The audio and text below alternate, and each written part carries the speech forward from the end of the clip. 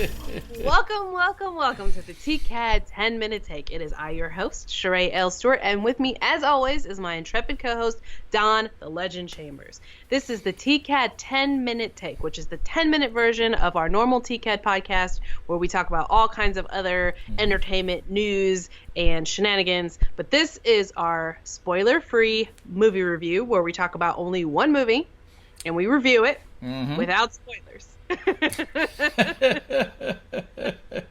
We try. Sometimes I screw it up a little bit, but my bad. I will bleep things out if I have to. Will you? Okay. if it's too spoilery. I have done it before.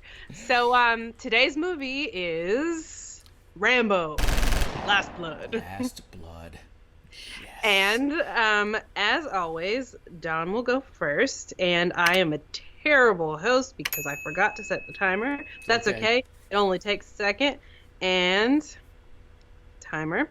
And Don will go first. And go. Okay, Rambo, Last Blood, directed by Adrian Grunberg, and of course, starring Sylvester Stallone. Let me start off by saying, I really liked the first Rambo. I really liked the second Rambo, even though the second Rambo really had all the trappings of 1980s Hollywood action. It had a gloss to it. It was shiny. It had all the action tropes in there. But come on, it's pretty iconic. Rambo 3? No. Now, the 2008 Rambo, I really dug. Because that one seemed to dig back into sort of how I felt in the first one. It kind of delved more into about the man and sort of what he's dealing with. But it definitely gave you some good, brutal action, which was kind of awesome. Now this Rambo, Last Blood. I have to admit, there were parts of some of the action where I just started busting out laughing in the theater. Because it was just hilariously brutal. And I was saying at first, like, this is pretty awesome. And it really made me laugh. Because there's one part you see in the trailer where he throws down the knife and he's just like, I'm gonna hurt you real bad. And it made me laugh so much. Mainly because I'm like, I thought that was kind of awesome. Because that's really the kind of Rambo I want to see. And I thought that's the kind of Rambo I was gonna get. But it turns out it really wasn't. I got a Rambo who seems to run around through tunnels quite a bit. He certainly kills off quite a few people, but it felt it lacked any sort of tension.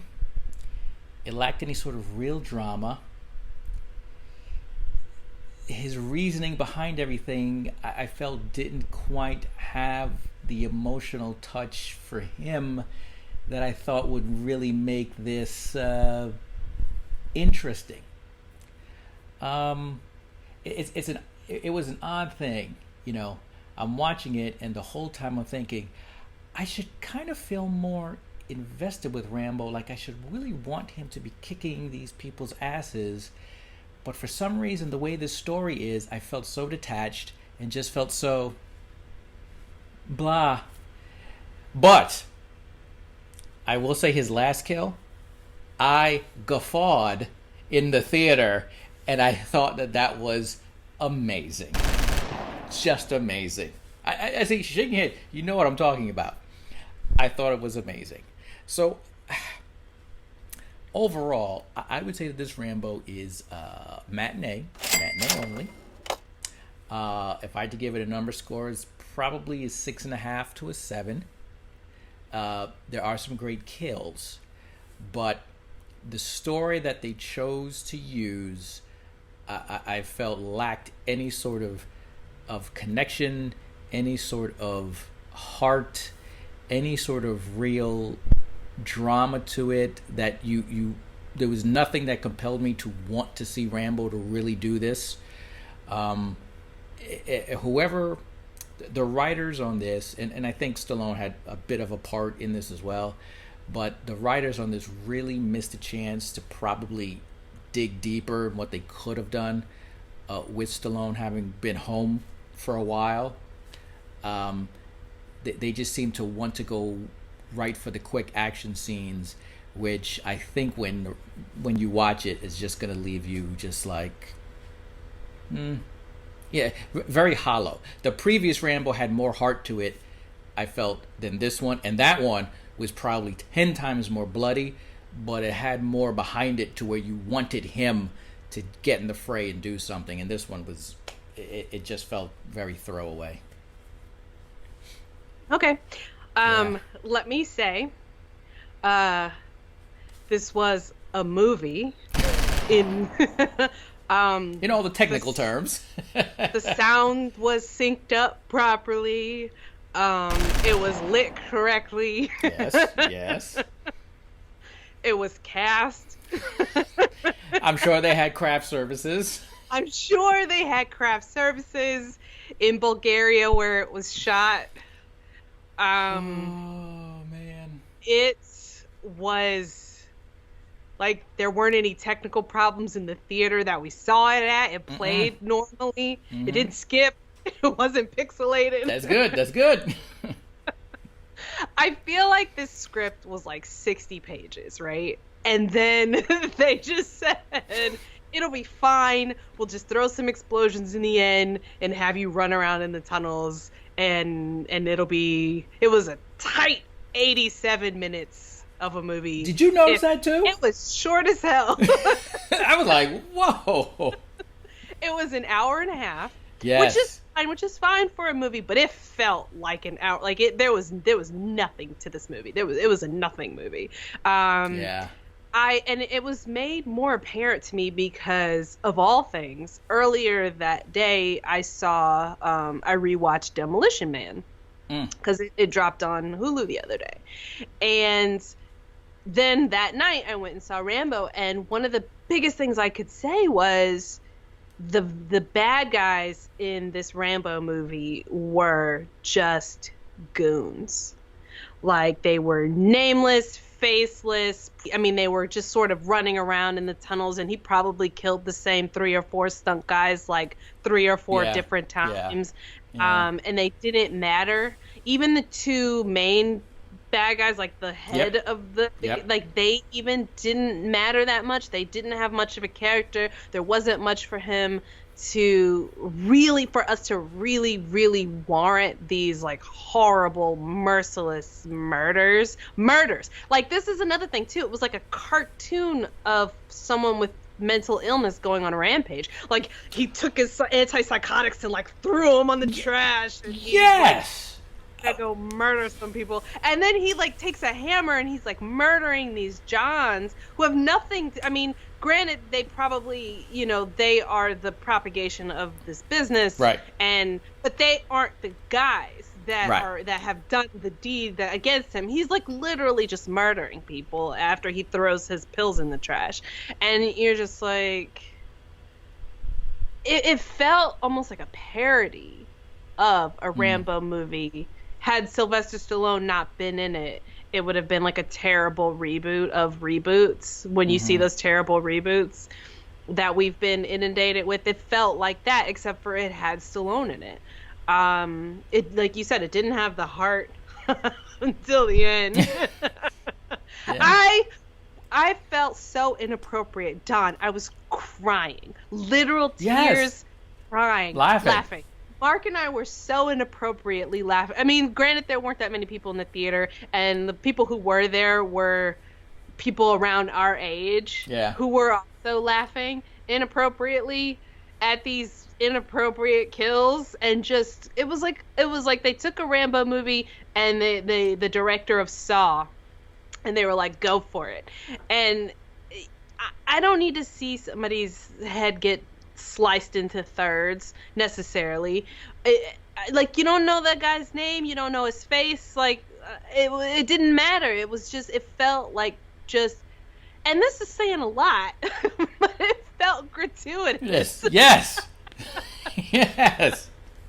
I mean, at least in the other one, in the one from '08, that was a lot when he's like cutting people down with the elephant gun, like he cuts that guy in half, that thing. But I don't know, it just felt like there was something more there because to it.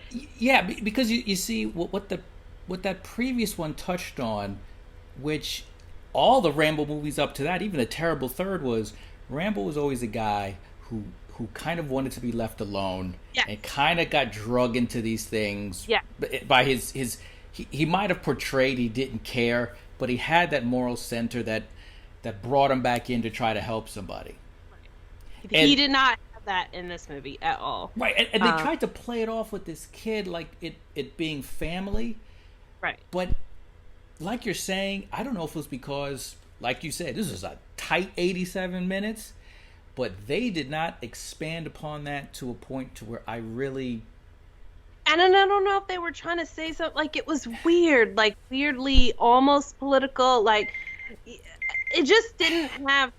So, like, I don't know who wrote the script, but like the girl was like, I want to go to Mexico to find my father. And he's like, what do you want to do that for? And like as if Mexico, people have their honeymoons in Mexico.